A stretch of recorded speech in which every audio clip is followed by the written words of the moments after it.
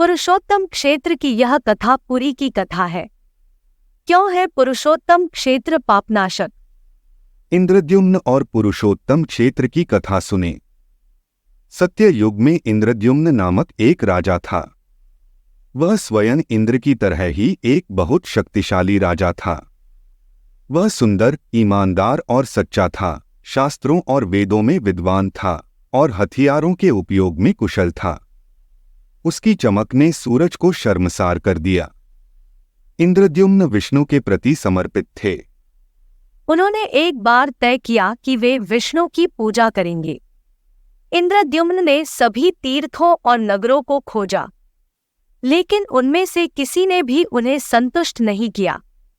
उन्हें लगा उनमें से कोई भी विष्णु की पूजा के लिए स्थान के रूप में उपयुक्त नहीं है।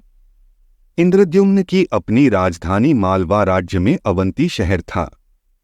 अवंती एक सुंदर और समृद्ध शहर था जो चारों ओर से खाई और अन्य किलेबंदी से घिरा हुआ था। कई देशों के व्यापारी व्यापार के लिए सभी प्रकार की वस्तुओं के साथ वहां आते थे।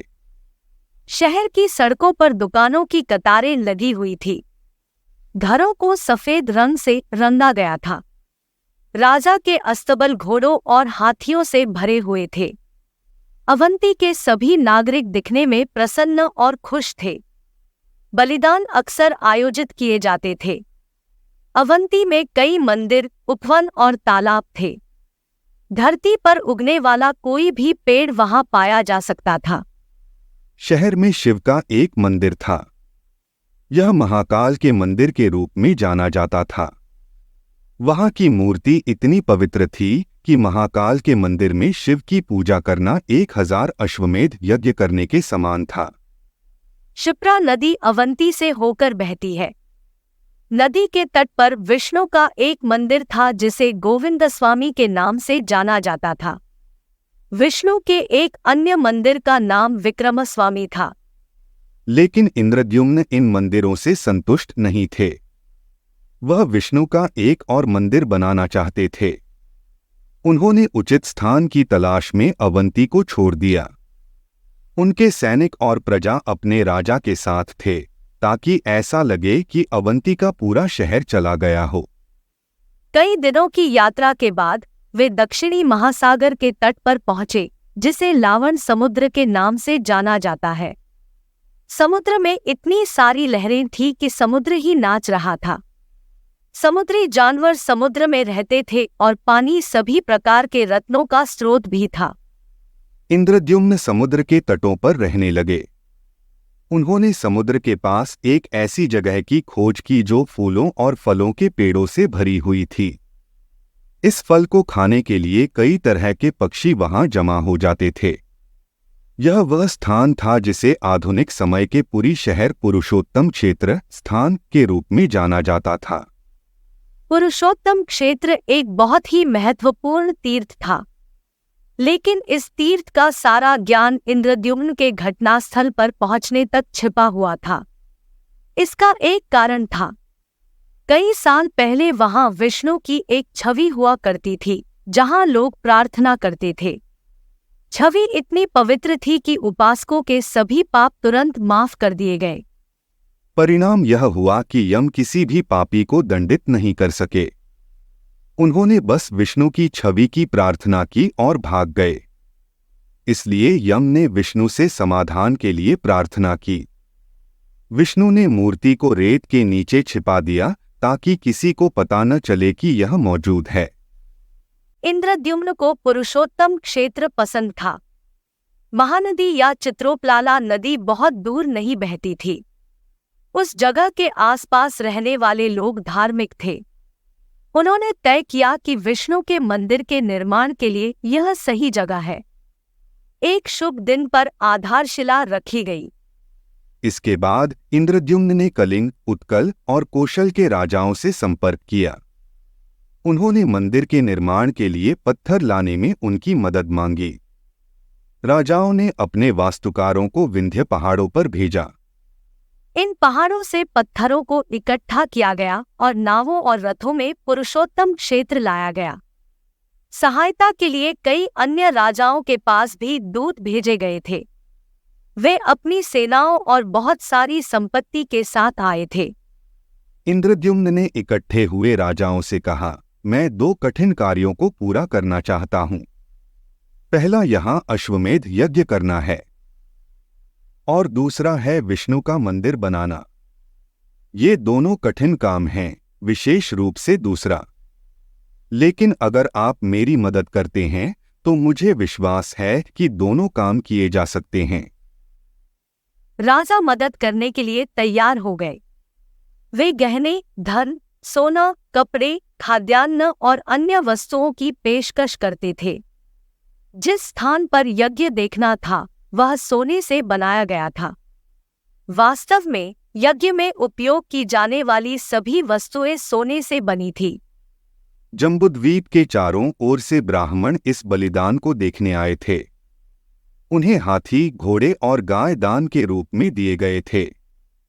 इंद्रद्युम्न द्वारा किए गए बलिदान का मुकाबला करने के लिए कभी कोई अन्य बलिदान नहीं हुआ है।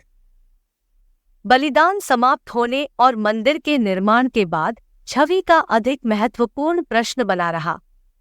यह कैसे बनाया गया? इंद्रद्युम्न विष्णु से मार्गदर्शन के लिए प्रार्थना करने लगे।